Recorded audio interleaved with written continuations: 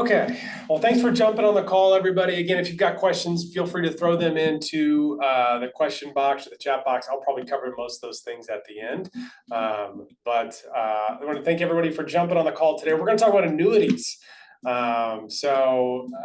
Annuities, super complex. People know they're out there. Some people, I get asked about them all the time.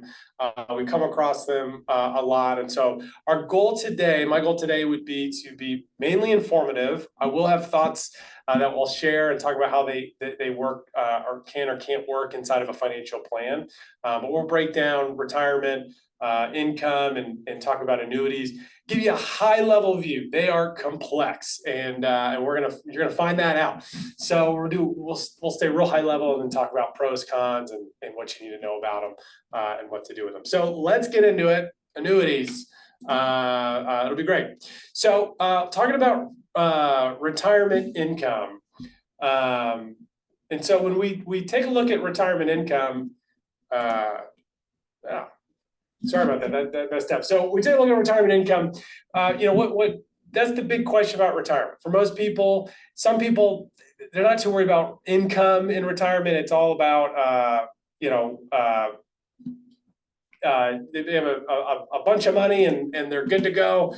They're not worried about Social Security and putting it together with their pension or their investments. Most people are though. Most people need to make sure everything's working together. A part of their pie, their savings, their Social Security, and focus on income. That's why annuities have such an appeal to people, because it's this guaranteed income piece that fits into that. Because that's a huge piece of retirement. Because retirement is, what are you scared of? What are people nervous about when they go into retirement, when they're in retirement? There's a lot of things to be scared of. You're used to earning a paycheck your entire life, and then all of a sudden you're not, right? Social Security takes a portion of that if you have it. A pension might take a portion of that. And then a lot of that is making your own retirement paycheck. Out of your savings and everything. And so it causes a lot of people fear. And again, that's where annuities have a place, or at least people take interest in them, because it can sometimes answer some of those fears on the retirement income piece. Where is that income coming from? We've been running actually a lot of in-person workshops on retirement income. So if you have a question on that, we've been running these things all throughout the summer. I think our next one will be July 15th, in-person income workshop on figuring out what that looks like. But people are scared of inflation. They're scared of longevity, maybe long-term care. What happens if the market goes down? What am I supposed to do? What am I supposed to do there? I got one person raise their hand. Is there an issue, Lisa, or is it just a question? If it's an issue, let me know. I'll fix it. If it's a question, we might wait till the end. So enter annuities, right? There's a lot of risk. A lot of people are nervous about income in retirement. That's where annuities come into. So what are they, right? An annuity is an insurance product. So that's the number one thing we got to understand about annuities is in your mind, you need to think more insurance than investment. And if you've heard us talk about insurance before, there's a place for insurance. It transfers risk, right? So we think life insurance. The risk is I die too young and I have not saved enough to take care of my family. I don't have enough just sitting around in an investment account or a bank account to take care of my family. So I buy life insurance. I transfer that risk of dying young to the insurance company, but I pay for that, right? Pay for premiums. I have to pay for that risk transfer. So annuities would be the opposite. On the flip side of that, it's going to insure against longevity, against living too long. So the idea behind an annuity would be, what if I have made this? What if I live really long? I'll have Social Security, but what if my investments run out? This annuity product can insure against longevity of life, but know that it's a product, right? Like you are buying something. And that's going to come with a lot of, a lot of things you got to be aware of on that. It can be complex. And there's can be some rigidity behind that. So that's the point of annuity, for the most part, would be income for life. So that you have this monthly or annual income that's coming in until you die or you and your spouse pass away. It also can reduce downside risk. So we'll get into a little bit about how these things are structured, but sometimes they're just crediting you interest. And so unlike owning stocks and bonds, which are going to move around in value, an annuity might not have a downside to it. Might stay, it might not drop below a certain point, which is pretty enticing to a lot of people. And then we'll call it favorable tax treatment, because regardless if it's retirement money or not, it can defer taxes, which means you don't have to pay taxes until you take money out. So there it can be favorable tax treatment with annuities. So these we're gonna break all this stuff down, take a look at it. But the high level how annuities work, there's two phases of these things. So there's the accumulation phase. That's going to be the front end. That's where that's where the product is growing. So on the accumulation phase, you have two options. You have an immediate or deferred, right? So an immediate is going to be you're going to drop money in and usually be done with the accumulation phase in 1 year. You're just going to put money into the annuity and then turn on the payout phase or annuitize it. So you're going to start just take a lump sum of money, drop it in the product, turn it into income. That's going to be an immediate annuity. A deferred is going to be that accumulation phase is going to be much longer. You're typically going to pay over time, allow the product to grow, and then at the end, you annuitize it or take that payout phase, which that can look a variety of ways. I'm going to cover all those. But just know that get this picture in your head of, okay, I've got two phases of these things. Accumulation, this is where it's growing. This is where I'm putting money into it. And then on the payout phase is where you're taking money out, whether it's a lump sum, whether it's over time.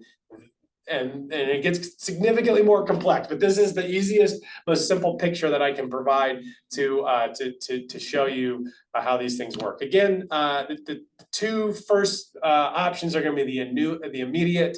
That's just where you drop money in, turn on the income. That's going to be real fast, usually within a year. The deferred is you're going to be putting money in over time and building that up. Think more like a life insurance policy where you're just paying over time. Then you've got a couple different options on how these things actually grow. So we're going to move over in complexity. So the first is going to be a fixed annuity.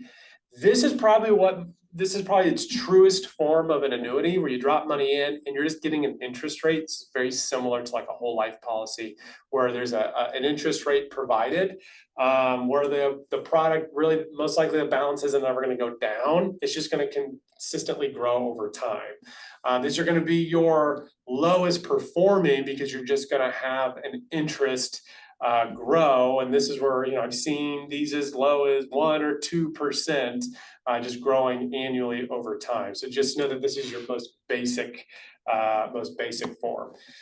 On the other side, you've got variable annuities. So these will actually have investments underlying, whether it's in the insurance world, what they call sub-accounts, or there can be mutual funds tied to this.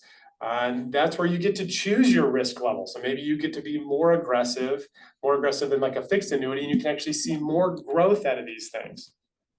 These can go down in value. So talk about having that downside where it's not going to drop below a certain amount. Well, the variable your annuity value can go down over time, depending on the underlying investments. In the middle of there is going to be what's called an indexed annuity. This is going to be probably the most complex that we find. This is going to be your growth, your investment is going to be tied to an index. So think like an S&P 500, Russell 1000, or something like that, where it says, okay, however that index performs, that's what's going to be the performance of the underlying investment. But it gets much more complex. They'll say, all right, well, you can't drop below a certain amount, but then they're going to cap it. So if the S&P is up 25%, you might still only get credited 7 or 8%, but it's not going to drop below. So again, that's about as into the weeds I want to get. Just the key that I'm trying to say is there's a bunch of different options to know. Immediate versus deferred. Are you going to be fixed, just getting a percentage? Are you going to be variable? It's going to be all over the place. Is it going to be indexed? And it's going to be complex. That's the growth on these things.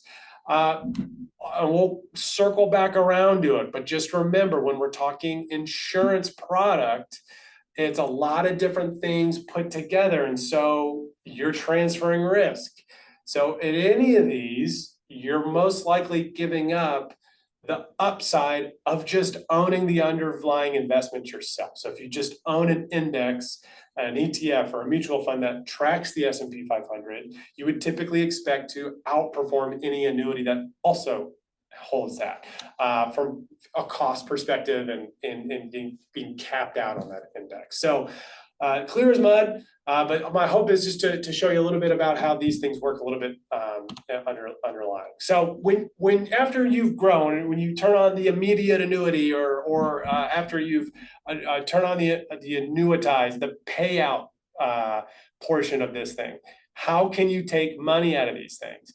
So similar to like a pension, you're going to have a bunch of different options. Again, an annuity in its like truest form is going to be what's called life only. So that's going to be when the insurance company is going to have mortality tables. It's pretty cold and calculating. They're going to assume this is how long we think you're going to live, right? And because we think you're going to live this long and you've saved X amount of dollars, we're going to pay out, annually this amount to you. And if you die prematurely, then the insurance company wins. If you outlive that and you live longer than the expected life, then you win, right? You're going to make more money in the long run than you would have expected to pay. But they'll pay you as long as you're alive. So if you're 120 years old, keep getting that paycheck that they assume you would have died long before. That's like the most true form of an annuity. There's a joint and survivor. So this could be couples. It could be an annuity attached to couples. So I'm going to die, but then I also have a beneficiary or spouse, or it's just a true joint account where the second to die will get will pay through. So if I'm receiving it and I die, that's right, my wife continues to receive that income. If we're going to elect this, or if we're going to set our annuity up for two people, our payout is obviously going to be less than life, because the probability of two people outliving one person is higher, or at least one of the couple living longer than just one person. It's going to be a higher probability, so you're going to expect less money. Fixed period would say, all right, I paid into this annuity, now pay it back to me over 10 years or 20 years. This one's a little bit more certain. However, if you live past 10 or 20 years, the annuity is going to stop paying you. But that's just one way to set it up. You can combine life and period certain, saying, okay, we're going to pay this over your life. However, if you get hit by a bus tomorrow, you're still going to get paid out for 10 years or 15 years or whatever the period certain is. You will now get less money per pay period than you would have had you just selected life only. But now you're you're guaranteeing a certain amount of money get paid over. You can always take out a lump sum. Just take what's the value of the annuity. Just take that out. One big drop. And then systematic withdrawal. Just figuring out, okay, what's the what's a certain combination of the two, or some kind of other amount that it's going to come out. Maybe you haven't annuitized it in a true way. You're just taking a little bit out as you go, and you make that decision. On all these, you can attach typically a death benefit. So usually on top of an annuity, it's going to be if you pass away before you take all the money out, you'll still get paid a certain amount of death benefit. That's going to reduce as you age, or sometimes it's just attached to the annuity. We'll get into those. It's called riders, things that you can add on to an annuity that's going to make it a little bit more complex, but a little bit more flexible, I guess, too. Okay, so let's get into the tax treatment on these things. Just really two things you need to know. There are qualified annuities and non-qualified annuities. Qualified is going to be treated just like your retirement account. So very similar to your 401k or your IRA. You're going to be using pre-tax dollars. So money goes in before you pay before you pay tax on it. And these are held inside of IRAs. It's going to grow tax deferred, just like your 401k IRA. So that means you don't pay tax as you go. They are, however, subject to required minimum distribution. So depending on your age, if you're 72, 73, 75, depending on when you were born, the government makes you take money out of retirement accounts at certain ages for the sole purpose that they can tax you on it, right? That's a required minimum distribution, or RMD. These have those as well. So if you've got money in a qualified annuity and you turn 75 and you're born after 1960, you're gonna have to start taking money out. Non-qualified are gonna work a little bit different. This is where it gets a little bit more complex. These are after-tax dollars. So this is money you've already paid tax on. The tax treatment, so when you see someone say that annuities are have special tax treatment, they're tax advantage, it's because after tax, non-qualified annuities actually still grow tax deferred. So the big difference is if you own a stock in a brokerage account and you buy a stock for $10 and sell it for 20, you're gonna owe taxes on that difference. That's called a capital gain. You'll owe tax on that. In annuity though, as it grows, you don't pay any taxes as you go, a non-qualified. The earnings are taxed, but the contributions are returned tax-free. So when you actually start to annuitize and take money out, the money you put in $100,000 into this non-qualified annuity and now it's grown to $125,000. If you were to pull the money out, you don't owe tax on what you put in, that $100,000. However, you do owe tax on that growth, that $25,000. The big difference, the big key to know about this versus like a brokerage account though, are those earnings are taxed as ordinary income, right? So if I buy a stock for 10, sell it for 20 inside of a brokerage account, I pay capital gains tax on that difference. That's a little bit more tax advantage, right? I'm either gonna pay 0, 15, or 20%. Ordinary income is what my tax rate is, right? So that could be 22, 24, could be as high as 37%. So that ordinary income, although it's been tax deferred, I might owe some high taxes on that, right? And they get taxed what's called LIFO, last in, first out. So if I put 100 grand in, it grows to 125 and I start taking money out, guess what? They're pulling out of that 25,000 first. So the first amount that I'm bringing out, I'm gonna pay tax on that. The other interesting fact is both of these would be subject to penalties for withdrawals prior to 59 and a half. That's really important to know. Some people fall into that trap with that non-qualified annuity. They think it's not treated like my retirement money. It's non-qualified. However, if you touch that money before 59 and a half, they're gonna assess that 10% penalty on you. So yes, there is some special tax treatment and then it grows tax deferred, but there are also some tax pitfalls if you're not paying attention on that non-qualified annuity, okay? So those are some of the basics. Those are some of the things to know about annuities, how they're structured, how they're built. Their life insurance product, you're just getting credited interest, or maybe there's some underlying investments attached for them. You can get some guaranteed income for life. There's some special tax treatments. So why would you ever want an annuity? Why would I actually get an annuity? I'd say probably the biggest thing is gonna be that lifetime income, right? That I can turn that thing on. People like fixed income. People like pensions and Social Security, and they like the idea that as long as I live, I'm going to get this, whatever, $2,000 dropped into my account. I know that it's gonna be there as long as the insurance company stays solvent, right? So that's number one. The next case would be the downside protection. So how these things are structured. If you own all stocks in your brokerage account or your IRA, and it's 2008, 2009, your investments could have gone down 57%. Your $1 million is now less than 500,000. It's a hard pill to swallow. So that's why you'll see annuity sales bump up during these big market downturns. A volatile time, it's really great for annuity sales because it's, hey, do you enjoy watching your account balance go down? The answer is usually no. And so is it, well, there's a product for that. You can put your money and you can have a downside protection on it. You won't watch it go down like you will your investments, which offers people peace of mind, right?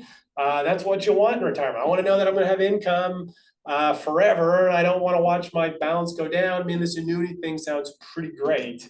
And on top of that, there's the tax treatment of tax deferred status. that people enjoy. So these would be the arguments for annuities. This is what people like about them. However, there's a flip side, right? There's obviously arguments against them, and then we're going to get into a little bit more specifics, but the arguments against them are complex. We are just scratched the surface here today. When I was preparing this, I reached out to a really well-known insurance company, and I said, "Hey, I'm running an educational thing on annuities. Do you have a presentation that I can give, or a presentation that I can see yours and I can work off of it that would help me educate people on annuities?" This is an insurance company with a big annuity business, and they said no. Not no, we won't give you this. No, we don't have this. No, we don't have a way to educate people on these things. They're too complex. And so that's one of my biggest issues on these things are, yes, to understand stocks and bonds, to understand investing is a difficult piece. And that's really where I think Everhart thrives, is we come in and we try to educate people well, and make sure people understand how their money grows and how they're putting themselves in good position for retirement income. My biggest concern, one of my biggest concerns with annuities are just the complexities that people buy them, and I'll show you, are locked in for a very long time, yet they don't understand it. People will say to me, "Phil, I don't owe anything on this. There's no fees." And then when you break it down, you say, "Yeah, you're paying a lot in fees," and they didn't even know it. They don't understand how the account accrues. They don't understand that it only happens once a year. The complexities of these things are products. And so they're really difficult to understand. So if you're going to put a lot of money into them, if you're going to bet your retirement on it almost, or your income in return, not bet, but you're going to put a lot on it, you want to be able to understand these things, and they're incredibly complex. A lot of advisors don't understand the complexity of these things. They are expensive. So when we're talking about fees in your 401k, probably the high end of a 401k, when it's all said and done, you're probably going to be at about, on the high end, maybe 1%, probably less than that, right? Working with an advisor on just somebody managing your investments, again, probably around 1%. I'm going to dive more into the cost and how the costs break down on these annuities, but you're looking at 1 to 3% annually in fees on these things. Maybe they can be a little bit cheaper, possibly more expensive.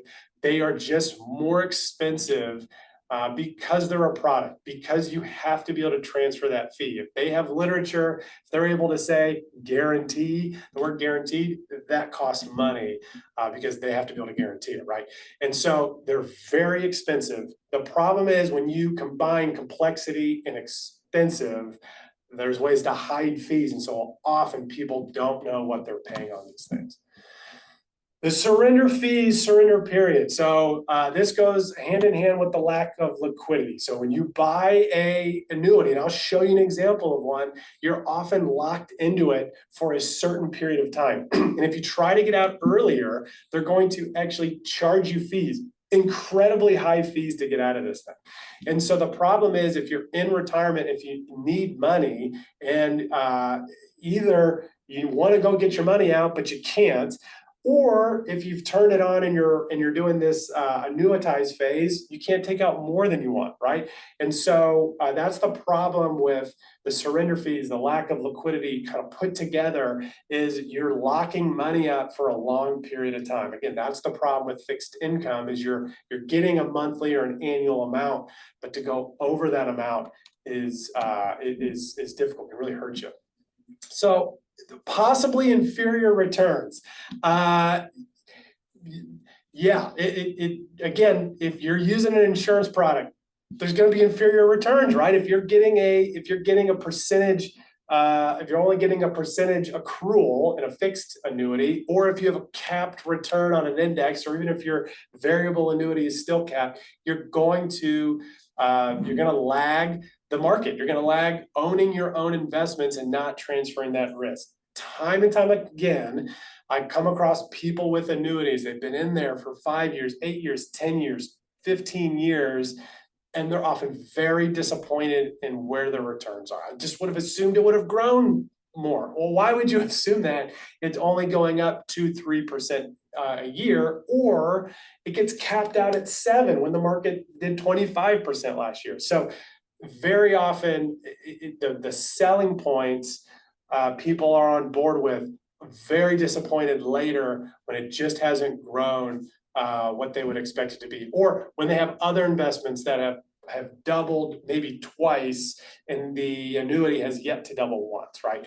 And so that's the problem with those inferior returns. And then any fixed income product, your biggest worry should be inflation.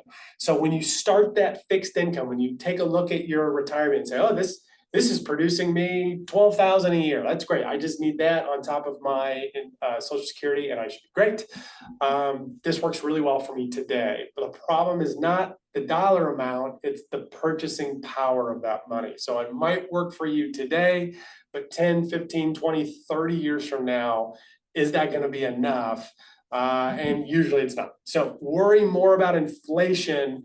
And if you have a fixed income piece, then it's hard to keep up with it. Now, some of them have riders, and that's going to get us into the next cost. So I'll explain what a rider is and some of the costs of these things. So how do you find out the costs on these? Mortality and expense fee, M&E, that's going to be that's the insurance fee on this thing. That's going to be some administration fees attached or separate. This is where we're seeing at least 1% typically, maybe up to 2% right out of the gate. Your M&E expense, we want to make sure we know what that is. Then the underlying investment costs. So if it's not a fixed annuity and there's underlying investments, what are those costs? Very similar to your mutual funds. If they're actively managed, they could be higher than your passive. So all of a sudden you've got your M&E plus your investment costs, maybe some other administrative costs. Your surrender fees. So if you try to get out of this thing, it's going to cost you some money, or if you need money, maybe you don't surrender the entire thing, but you need 20,000, even though you're only able to take out 10, they're going to charge you extra on that. And then your rider fees. So your rider fees are going to be how we make these things more complex. So if you're a true annuity, but I want a death benefit at the end, or I want to make sure I'm keeping up with inflation, or I want an income base that goes up every single year. Well, that's fine. They can do all those things. They're just called riders, and there's separate fees on those. So if you start getting into annuities and they start sounding really, really good because it's keeping up with inflation, I'm going to add a death benefit, I can add a second beneficiary, I can do all these things, they charge you for those things. And so it's just good to know what are riders and what is that costing you, because sometimes you get into these things and they're 3%, 3.5%. It can really eat away from your gains and what these things are actually valued. So you want to know what these things actually cost. So if you currently own an annuity, some things that you need to know. Number one, what's your surrender schedule? So this is an example of a surrender schedule. So if you purchase an annuity and then you try to get out of it, typically like after a month, all of a sudden you're going to enter into the surrender period. So in that first year, if you drop if you drop $1 million into an annuity and try to get out that first year, it's going to be pretty expensive, right? They're going to take 85 grand out as a surrender fee. Every year you remain, that surrender charge is going to drop. Now they're not all structured like this. Some are only a few years, and they're really expensive with a pretty significant cliff. So it might be like 8% for 3 years and then just drop off. Sometimes they go longer than 7 years, but they typically go down 1% a year. So if you hold this thing for 4 years and then say, you know what, I'm unhappy with it, I want out, but I say, that's fine, but we're going to keep 5% in this example.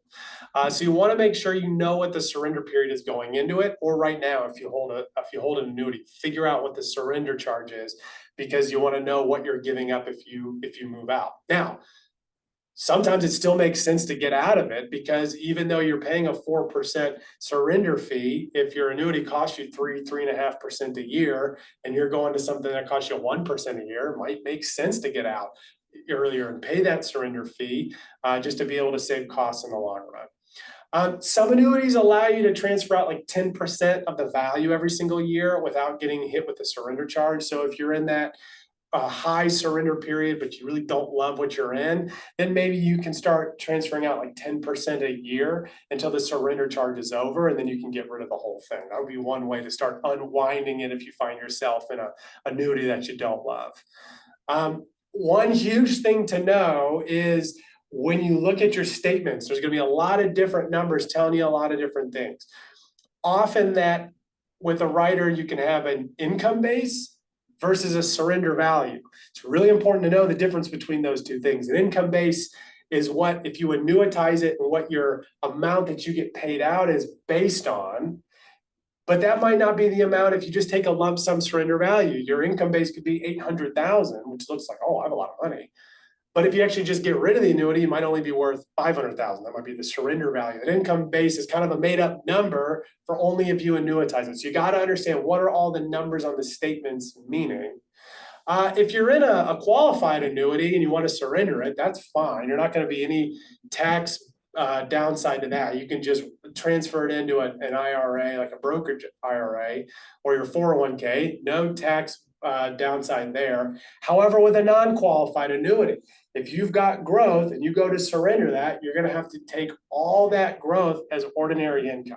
So if you find yourself in an expensive non-qualified annuity, there is such thing as a 1035 exchange where you can move it from one annuity product to another annuity product. Now, you're still in an annuity. However, maybe you can find a much lower cost annuity without having to realize that tax gain.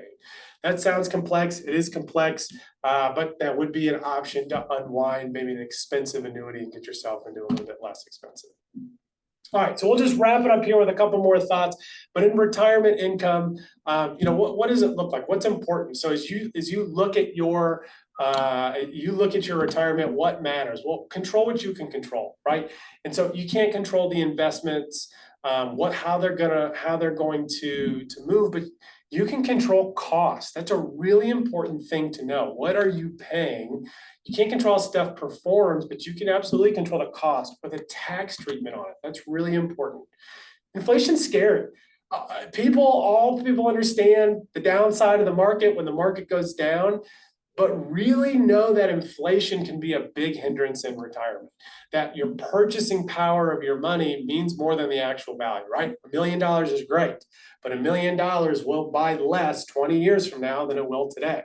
$20 million today buys less than it did 20 years ago, right?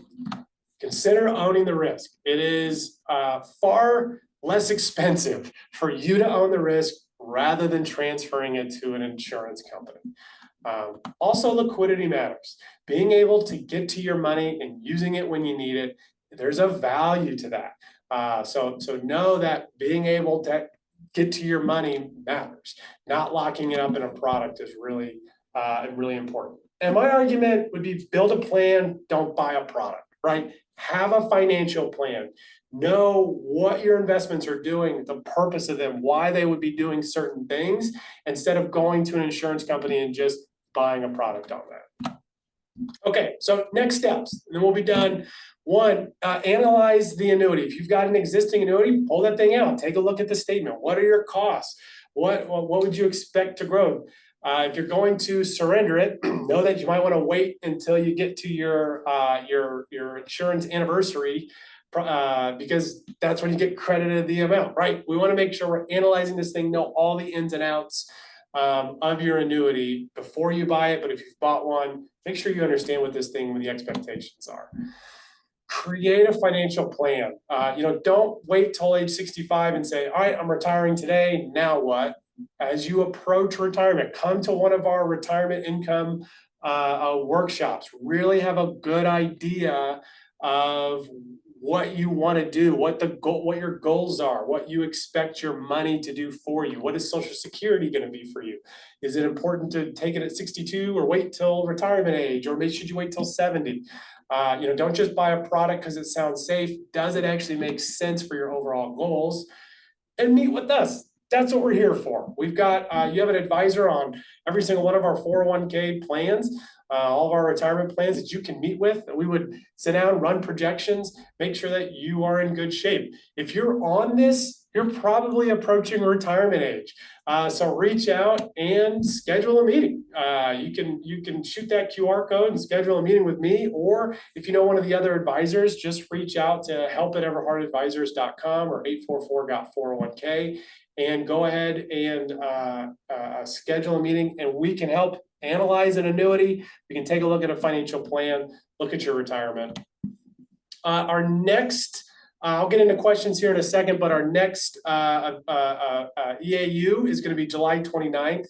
That is estate planning. So we'll actually have an estate attorney come on and present what are the basic documents, who needs an estate, what do you need to do, how do you protect your assets and creating an estate. And then obviously we have the schedule for the rest of the year. Some really great stuff coming up: college planning, Medicare, Social Security, approaching retirement, and just a general Q&A session. So we've got a lot of great stuff coming up for you this year. But for right now, questions. I'm sure there's a bunch, maybe not, but we're going to get into it and we're going to see what questions we have. So looks like there is a Q&A section. That's what it is. So it says, what is a usual upper limit on an indexed annuity? Some for a cost allow the balance in the account to increase annually and no decrease. Yeah, so the idea is on the index annuity, what are we seeing on the cap upper limit? It's a great question. Probably around 7-8% would be a pretty typical one. Could be lower, maybe some a little bit higher. But yeah, I mean, for a cost, you can get that upper limit where it has to outperform that, and you'll get credited that upper limit, but then a downside protection where it wouldn't go below zero. But you're going to pay for those. And so, again, that's going to be in the ballpark of probably over 2% in cost. Whereas you don't get that downside, but getting capped at a 7% increase when the market did 25%, that's a pretty big gap there. So I'd say somewhere in that ballpark, that's where you're probably going to see, but there could be some higher than that. Good question though. Any other questions on anything we covered? There's a Q&A, a question and answer box that you can go ahead and type your questions into.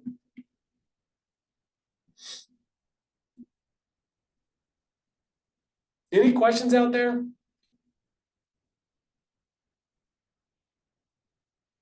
I guess if you want to talk, I think I can allow you to talk. If you can't type fast enough, you can raise your hand and I can allow you to talk, it looks like. Any questions at all? We can be done if there's no more.